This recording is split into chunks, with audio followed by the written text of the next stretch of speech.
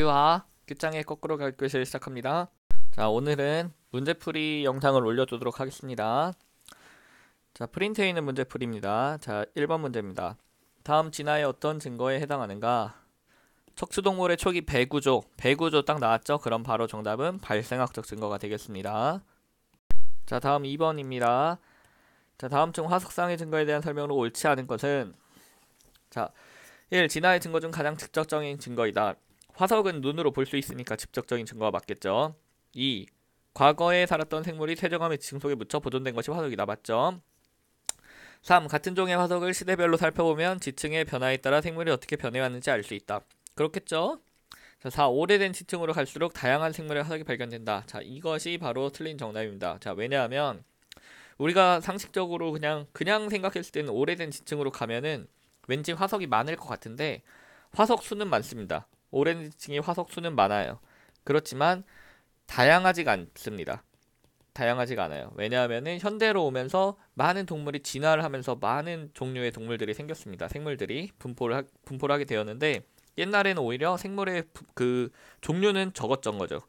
수는 많았지만 종류로 따지면은 적었던 겁니다. 그래서 화석은 많이 발견되지만 그게 뭐 예를 들어 고사리면 전부 다 고사리 화석, 뭐 삼엽충이면 전부 다 삼엽충 화석, 그렇게 된다는 거죠. 지금처럼 막 다양한 생물이 아니고. 자, 그래서 정답은 4번입니다.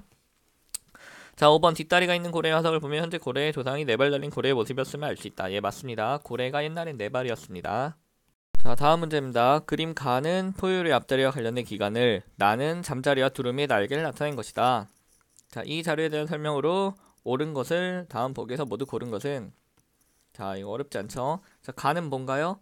예, 가는 바로 상동기관입니다. 나는 상사기관이죠. 자, 그럼 기억, 해부학적 증거에 해당한다. 자, 이 두 개는 바로 비교해부상의 증거. 해부학적 똑같죠? 똑같은 거예요. 해부학적 증거 맞습니다. 니은, 가는 발생 기원은 같지만 모양과 기능이 다른 기관이다. 자, 지금 보면은 지금 모양과 기능은 서로 다 다르죠. 그렇지만 옛날에 이 점점점 돼 있는 곳은 지금 같은 구조를 하고 있는 데를 연결한 겁니다. 자, 그 말은 지금은 모양과 기능이 다르지만 옛날에는 다 동일한 구조였을 것이다. 동일한 기관이었을 것이다. 즉 발생 기원이 같을 것이다 라는 거죠. 맞습니다. 자, 디귿, 나는 진화 초기에 서식지가 나누었기 때문에 나타나는 현상이다. 상사기관은 똑같은 역할을 하는 기관들, 얘도 날개지만 서로 그 발생 기원이 다르다라는 것이 바로 상사기관인데요. 진화 초기에 서식지가 나누었기 때문에 그런 게 아니고 애초부터 얘네들은 다른 건데 그냥 환경에 맞춰서 진화한 것일 뿐이다 라는 거죠. 둘 다 날아야 하니까 생긴 거다. 그래서 디귿은 아닙니다. 정답은 기억, 니은 3번이네요. 자, 다음 문제입니다. 진화에 관한 두 가지 이론이다. 자, 먼저 가가 뭔지 볼까요? 자, 가는 원래 기린의 목은 짧았는데 높은 곳에 있는 잎을 먹기에 목을 좀 길게 늘렸다. 그랬더니 목이 긴 기란으로 진화했다. 즉 사용했더니 진화했다. 가는 바로 용불용설입니다. 사용하면 사용할수록 진화한다. 자, 나를 볼까요? 나는 기린은 많은 수의 자손을 낳았고 그 중에는 목이 짧은 것과 긴 것이 있었다. 근데 목이 긴 기린은 먹이를 더 쉽게 구할 수 있었고 더 많은 자손을 남길 수 있었다. 그래서 결국엔 시간이 지난 후 긴 기린만 남게 되었다. 자, 적자 생존이죠? 적자 생존을 통해서 강한 자가 살아남은 것, 이것이 바로 자연선택설이죠. 우리가 알아야 되는 진화의 설 중에 가장 중요한 자연선택설입니다. 다윈의 자연선택설. 자, 그럼 1번 가와 나에 대한 설명을 옳은 것은 나 이론이 가보다 먼저 주장되었다. 우리가 왠지 다윈이 먼저 주장했을 것 같지만 실제로는 용불용설이 더 먼저였습니다. 자, 맞습니다. 자, 2번 가는 오늘날 진화론의 핵심 이론으로 발전하였다. 그렇지 않죠. 용불용설은 없어졌죠. 자, 나 이론을 통해 개체의 진화를 구체적으로 확인할 수 있다. 개체의 진화를 뭐 구체적으로까지는 확인할 수 없죠. 자, 4번 가 이론에서는 후천적으로 획득한 형질이 유전된다고 주장한다. 그쵸? 가에서는 지금 용불용설에서는 그냥 후천적으로 사용하다 보니까 그게 유전된다, 이런 말을 하는 게 바로 용불용설입니다. 실제로는 맞지 않지만 지금 이 문제에서는 맞는 거죠. 정답은 4번입니다. 자, 5번 나 이론에서는 환경과 상관없이 우성형질이 생존하는 방향으로 진화한다. 아니죠. 우성형질이 생존이 아니고 그냥 뭐 환경에 적응하기 좋은 게 살아남는다고 그런 거죠. 자, 다음 문제 가겠습니다. 2번 나 이론에서 진화가 일어나는 순서를 옳게 나타낸 것은 자, 이거는 정답부터 보면은 정답이 지금 뭐냐 5번이네요. 5번. 5번이죠. 5번. 정답부터 보고 말을 하겠습니다. 자, 일단 과잉 생산이 됩니다. 자연 선택설에서는 과잉 생산. 그러니까 일단 개체가 막 많아요. 개체가 막 많은데 얘네들이 이제 먹이는 한정돼 있으니까 먹이를 차지하기 위해서 경쟁을 합니다. 생존 경쟁을 하죠. 그런데 경쟁한 결과 적합한 자만 살아남게 되고, 경쟁에서 강한 자, 즉 약육강식이죠. 적합한 자만 살아남게 되고 그로 인해 자연 선택된다라고 주장을 하고 있습니다. 그 결과 그런 식으로 얘네들뿐만 아니고 여기저기서 그런 경우가 많이 생기겠죠. 그렇게 하면서 종들이 생긴다. 종이 분화가 되고 그렇게 다양한 종이 생겼다. 그래서 5번이 되겠습니다. 자, 다음 문제 보도록 하겠습니다. 다음은 현대의 진화설을 설명한 것이다. 집단 내 한 종에서 가로 인해 유전자가 변했다. 자, 유전자가 변했다라고 하면은 이건 무조건 돌연변입니다. 유전자가 변하는 건 돌연변이밖에 없어요. 갑작스럽게 유전자가 변하는 것. 정답은 2번이 되겠네요. 나머지도 살펴볼까요? 환경에 따라 나와 다가 있는데 나는 종의 생존율이 증가했다. 자, 종의 생존율과 관계된 것은 자연 선택이 되겠죠. 그럼 남은 건 자연스럽게 격리가 되겠네요. 자, 다음 문제입니다. 생물 다양성을 유지하기 위한 노력으로 옳은 것을 모두 고른 것은, 자, 종자를 보존하기 위해 종자은행을 설립한다. 종자를 보존하기 위한 거니까 당연히 얘는 맞겠죠. 다양성을 유지하는 겁니다. 니은 자연사 박물관을 설립해서 생물 다양성의 중요성을 홍보한다. 그럼 당연히 노력이 맞는 거죠. 자, 대규모 농경지를 형성하여 주요 작물 위주로 서식지를 단순화시킨다. 주요 작물만 이렇게 농작을 하면은 그거는 생물 다양성이 아니고 하나만 만드는 거니까 이건 아니죠. 정답은 기억 니은 3번이네요. 자, 다음 문제 가겠습니다. 이제 별이네요. 자, 다음중 별의 연주 시차에 대한 설명으로 옳지 않은 것은 별의 시차의 절반에 해당하는 각도이다. 이거 연주 시차 맞죠? 자, 멀리 있는 별일수록 연주 시차는 작다. 멀어지면 멀어질수록 작아집니다. 자, 왜냐? 자, 가까이 있으면은 요 정도 각도가 나오는데 요 멀리로 떨어지면은 요거보다 각도가 작아지죠. 더 멀어지면은 더욱 각도는 작아지게 됩니다. 얘가 제일 크죠, 지금 얘가. 그렇기 때문에 멀어질수록 연주시차는 작다. 맞습니다.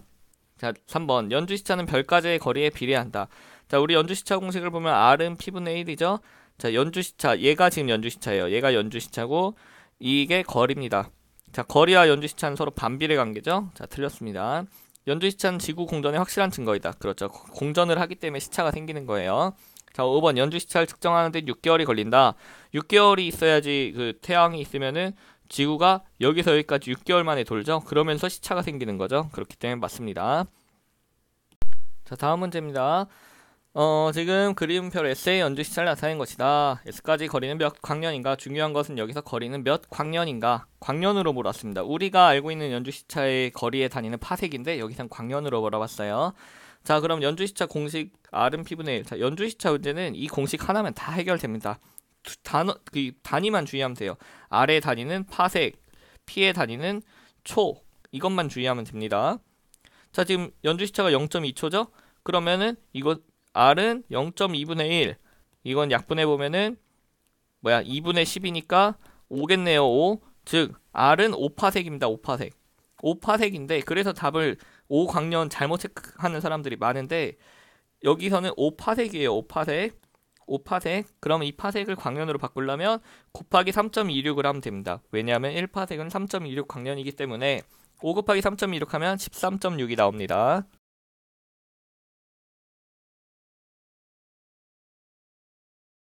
연주시차 문제가 되게 많네요. 그 연주시차 마스터 되겠어요. 다음 그림은 별의 시차를 나타낸 것이다. 3번. 별의 시차가 생기는 원인은 무엇인가? 별의 시차 왜 생긴다 그랬죠? 그렇죠. 지구의 공전 때문입니다. 여기서 여기까지 돌다 보니까 시차가 생기는 거죠. 별의 시차는 별까지의 거리와 어떤 관계가 있다. 자, 거리가 점점 이렇게 멀어지면 멀어질수록 시차는 점점 작아지죠? 그렇다는 말은 바로 반비례한다. 자, 다음 문제입니다. 그림은 천구상에 있는 별 S의 시차를 나타낸 것이다. 옳은 것은, 이건 여담인데요. 지금 보면 계속 별은 S로 나타내죠. 기호. 왜냐? 별은 영어로 스타니까. 이렇게 문제를 보면은 기호에도 다 의미가 있습니다. 나름대로. 자, 그냥 여담이었습니다. 자, 1번. 별 S의 연주시차는 ASB이다. ASB. 요거죠. 요각도는 바로 연주시차가 아니고 별의 시차죠. 여기 대놓고 나와 있네요. 별의 시차라고. 틀렸습니다. 자, 연주 시차는 지구 자전의 증거다. 아니죠. 공전의 증거입니다. 3번 연주 시차는 별의 거리에 반비례한다죠. 여기도 써있네요. 반비례라고. 자, 4번 별의 시차가 0.2초라면 별까지의 거리는 5파섹이다. 자, 여기서 주의할 거. 별의 연주 시차가 아니고 시차라고 나왔어요. 그렇다면 연주 시차는 얘의 절반인 0.1초겠죠? 그러면은 연주 시차 공식 R은 P분의 1에 대입해보면 R은 0.1분의 1이 나오죠. 이것은 곧 10이죠. 10. 즉 10파섹입니다. 10파섹. 5파섹이 아니고 틀렸죠. 지구가 A에서 B까지 가는데 1년이 걸린다. 여기서 여기까지 가는데 이렇게 가는데 6개월이죠. 틀렸습니다. 그래서 5번 문제는 정답이 없었습니다. 자, 다음 문제입니다. 자, 연주 시차 또 나타나네요. 그 6번 별의 시차가 생기는 원인은 무엇인가? 왜죠? 지구가 공전하기 때문이다. 4번이죠. 지구에서 별 S까지의 거리는 몇 파섹인가? 자, 연주 시차를 알면 거리를 구할 수 있죠. 지금 보면 시차가 0.4니까 얘의 절반인 연주 시차는 0.2초가 되겠습니다. 자, 그럼 R은 P분의 1. 연주 시차는 그냥 2씩 하나면 끝납니다. R은 P분의 1. R은 0.2분의 1. 2분의 10. 그렇단 말은 약분하면 5. 즉 R은 5파섹. 정답 5번이죠. 자, 다음 보기 8번입니다. 다음 보기의 별 A에서 C를 지구에서 가까운 별부터 나타낸 것은 거리를 구해보면 되죠. 연주 시차가 2초인 별의 거리는 R은 P분의 1은 2분의 1. 그렇단 말은 R은 0.5파섹. 자, 그리고 얘는 2파섹. 자, 32.6광년이란 말은 10파섹이란 말이죠. 왜냐? 1파섹은 3.26 광년이니까. 자, 광년을 보통 LY라고 나타냅니다. 라이트 이어. 자, 그러면은 나타나네요. 답은 가까운 거 A, B, C. 자, 1번이죠. 드디어 연주 시작 끝났어요. 자, 이제 밝기 문제입니다. 자, 1번 문제. 겉보기 등급과 절대 등급을 나타낸 거다. 맨눈으로 볼 때, 자, 잘 보세요.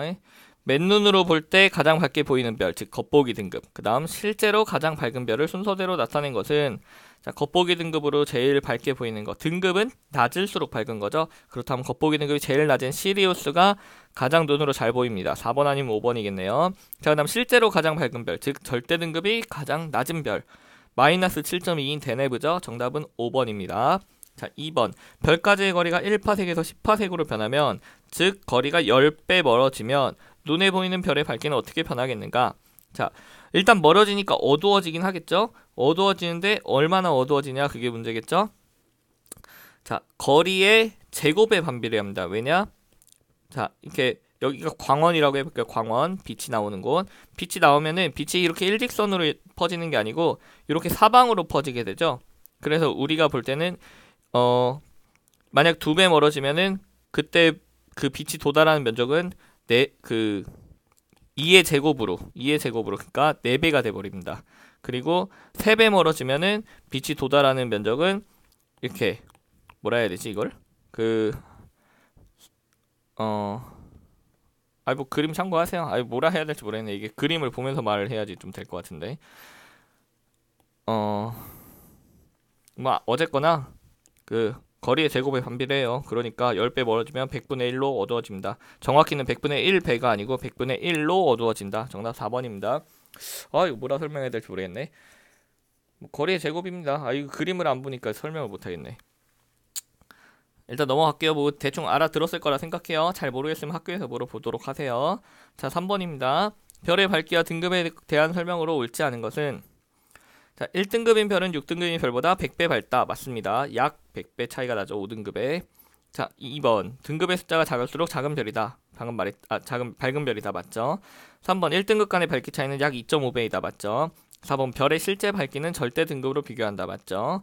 절대 등급과 겉보기 등급이 같은 별은 1파섹의 거리가 아니고 10파섹의 거리에 있다입니다. 정답은 5번이네요. 자, 4번입니다. 다음중 별의 밝기와 등급에 대한 설명을 옳은 것은 밝은 별일수록 등급이 크다. 틀렸죠? 등급이 낮을수록 밝습니다. 1등성은 6등성보다 약 5배가 아니고 100배죠. 0등성은 2등성보다 약 6.3배 밝다. 맞습니다. 왜냐? 1등성 차이에 2.5배가 나요. 2등성이면은 2.5의 제곱이죠. 2.5의 제곱은 대충 6.25인가 아마 그럴 겁니다. 그러니까 약 6.3배 맞습니다. 1등성보다 밝은 별은 존재하지 않는다. 아니죠. 마이너스도 존재를 하니까 얘는 틀렸습니다. 2등급과 3등급 사이의 별은 모두 2.5등급으로 표시한다. 아니죠. 2.4등급도 있고 2.22등급도 있고 그 사이에 많겠죠. 틀렸습니다. 자, 다음 문제입니다. 자, 겉보기 등급과 절대 등급을 나타낸 것이다. A에서 C 세 별의 거리를 밝게 비교한 것은, 자, A는 지금 절대 등급이 겉보기 등급보다 큽니다. 즉, 그 말은 뭐냐? 겉보기 등급이 작다는 말은 눈으로 봤을 때 밝다. 눈으로 봤을 때 밝으려면 가까워야겠죠? 즉, A는 10파섹보다 가깝다. 가깝다는 거죠. 자, B를 보겠습니다. B는 겉보기 등급이 절대 등급보다 크죠? 그 말은 눈으로 봤을 때 어둡다. 자, 얘는 어둡다. 어둡다는 말은 그만큼 멀다는 말이죠. 얘는 10파섹보다 먼 별입니다. B는. 자, C는 지금 겉보기와 절대 등급이 같습니다. 그 말은 얘는 곧 그냥 10파섹에 위치하고 있다죠. 자, 그렇다면 가장 가까운 거는, 가장 먼 거부터 보면 B가 가장 멀고요. B. 그 다음은 C가 멀고, 그 다음 A겠네요. B, C, A. 정답은 4번이네요. 4번. 자, 다음 문제 이어서 가겠습니다. 다음 편 A에서 C의 겉보기 등급과 절대 등급 나타낸 것이다. 옳지 않은 것은, 자, 1. 가장 밝게 보이는 별은 C다. 우리 눈에 봤을 때 가장 밝은 거, 겉보기 등급이 가장 작은 거죠. 바로 C네요. 맞습니다. 가장 어둡게 보이는 별, 눈으로 봤을 때 겉보기 등급이 가장 큰 거, 바로 B죠. 실제로 가장 밝은 별, 실제로 가장 밝은 거는 절대 등급이 제일 작은 것, 그러면 A죠. 실제로 가장 어두운 별, 절대 등급이 제일 큰 거, 즉 C죠. A는 10파섹보다 가까이 있고 C는 10파섹보다 멀리 있다. 이건 비교를 해봐야겠죠. A는 겉보기 등급이 절대 등급보다 큽니다. 겉보기 등급이 크다는 말은 아까도 말했지만 이거 어둡다는 말, 어둡다는 말은 멀리 있다는 말, 즉 10파섹보다 멀다는 소리죠. 그럼 틀렸겠네요. 자, C도 보겠습니다. C는 절대 등급이 겉보기 등급보다 큽니다. 겉보기 등급, 눈으로 본 게 더 밝다는 소리죠. 자, 눈으로 봤을 때 밝다라는 말은 가깝다라는 말이죠. 그러니까 C는 10파섹보다 멀은 게 아니고 가까운 겁니다. 아까 계속 고민하고 있던 그림이 여기 나오네요. 자, 지금 별의 밝기와 거리의 관계를 보여주는 그림인데요. 자, 거리가 이렇게 2배 멀어지면은 빛이 도달하는 면적은 이렇게 4배가 됩니다. 그런데 똑같은 에너지가 요 면적에 도달하는 것과 똑같은 에너지가 이 면적에 퍼지는 걸 따져보면은 같은 면적을 비교했을 때는 당연히 얘가 더 빛이 세겠죠. 얘는 약해질 테고요. 즉, 그 말은 얘보다 얘가 4분의 1배로 약해졌다는 말입니다. 왜냐하면 네 개로 분산되니까 빛이, 에너지가. 그래서 2배가 멀어지면 4분의 1배로 빛이 줄고요. 3배가 멀어지면은 같은 원리로 9분의 1배로 줄게 됩니다. 즉, 단위 면적당, 같은 면적을 말하는 거예요. 같은 면적에 도달하는, 단위 면적당 도달하는 빛 에너지가 줄어들기 때문에 아까 말한 것처럼 이제 거리의 제곱에 반비례해서 빛이 약해진다라는 거죠. 자, 그럼 문제를 보겠습니다. 실제 밝기가 같은 두 별 A, B 중 A는 지구에서 5파섹, B는 지구에서 20파섹 거리에 있다고 합니다. 그러면은 즉 거리가 4배 멀어진다는 거죠. 4배 멀어지면 B가 어두워 보이겠죠? 몇 배 어두워 보인다? 16배 어두워 보이겠죠. 그 말은 다시 말하면 A가 16배 밝다. 정답은 3번이네요. 자, 이제 마지막 시험 범위 마지막 프린트네요. 자, 1번 연주 시차의 단위는 초죠. 초. 이렇게 초. 이걸 다른 말로 각초라고 합니다. 자, 이건 상식인데요. 도분초가 있죠. 그럼 우리는 이걸 각도라고 부르죠. 그리고 이 분은 각분이라고 부르는 겁니다. 이 초는 각초라고 부르고요. 근데 각자를 빼고 그냥 우리는 뭐 360도 이렇게 말하죠. 그러듯이 뭐 1초 이렇게 말할 수 있는 겁니다. 자, 2번 연주시차로 구한 별의 단위는, 거리의 단위는 파섹이죠. 파섹입니다. 3번 연주시차로 별의 거리를 구하는 공식은 R은 P분의 1. 4번 봄철의 대표적인 별자리 아무거나 하나 말하면 뭐 대충 말하면 되겠죠. 뭐 목동자리 이런 거. 여름철의 대표적인 별자리 검은 거 맞나? 뭐 그런 식으로 말하면 되겠죠. 이건 뭐 알아서 하세요. 가을처럼 페가수스, 겨울철은 뭐 마차부자리 뭐 이런 식으로 그냥 하나씩 말하면 되는 거고요. 자, 그리고 겉보기 등급과 절대 등급의 차이는, 겉보기 등급은 눈으로 보는 거고 절대 등급은 실제 밝기를 나타내는 거죠. 자, 9번 별의 등급이 높을수록 밝은 별이다. X죠, X.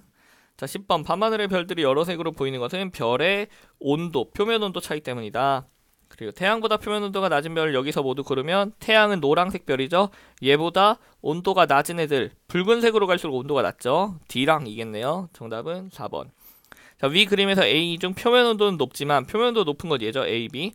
이 중에 작은 별은 이거는 고등학교 가서 배우는 거니까 안 해도 됩니다. 답은 A입니다. A. 그냥 답만 알고 계세요. 이건 고등학교 가면 배우는 거예요. 그냥 넣어봤습니다.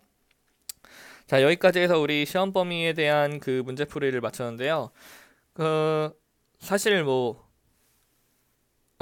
자, 여기까지 시험 범위에 대한 문제풀이를 마쳤는데 여러분 너무 어렵게 생각하실 필요 없습니다. 우리 과학은 절대로 암기가 아닙니다. 과학은 이해예요, 이해. 그러니까 여러분이 외우는 것 때문에 어려워하는데 특히나 그 별자리 외우는 거 이거 어려워하는데 사실 이거 하나 빼면 외우는 게 아닙니다. 모두 다 이해해서 풀면 되는 거고요. 자세한 건 제가 이제 이 문제풀이 강의를 마치고 이제 그 총정리 강의를 한번 올려두도록 하겠습니다. 총정리를 올려줄 테니까 그렇다고 시험 힌트를 준다거나 이런 건 아니에요. 그냥 어떤 식으로 그냥 하면 된다 이런 것만 간단히 얘기를 해주려고 생각을 하고 있으니까 이거 한번 보시고요. 그리고 제가 여러분들 이제 우리 수업 자체가 이제 끝났으니까 그 진도는 사실상 다 끝났으니까 앞으로 여러분 고등학교 가서 어떻게 공부하면 될지 그런 것들 과학이란 걸 어떻게 접해야 될지 그런 것들에 대해서 한번 나중에 그 영상을 올릴 예정이니까 구독하고 한번 보세요. 구독. 그리고 여러분들 고등학교 가면 선생님도 고등학교 강의를 찍어서 올릴 예정이니까 참고해서 구독해 놓으면 이제 알람이 뜨겠죠? 그렇게 보도록 하면은 좋을 것 같습니다. 그리고 여러분들이 어디 가서 쉽게 질문하기도 어려울 텐데 어쨌든 선생님한테 배운 제자들이고 선생님한테 배워서 과학을 좋아하게 됐으면 좋겠지만 어쨌든 졸업하는 친구들이니까 선생님한테 질문을 하면 잘 알려주도록 하겠습니다. 그러니 구독하고 선생님 블로그 와서 질문하고 그러세요. 자, 여기서 마치도록 하겠습니다. 수고하셨습니다. 총정리 강의 꼭 챙겨보시고요. 자, 수고했습니다.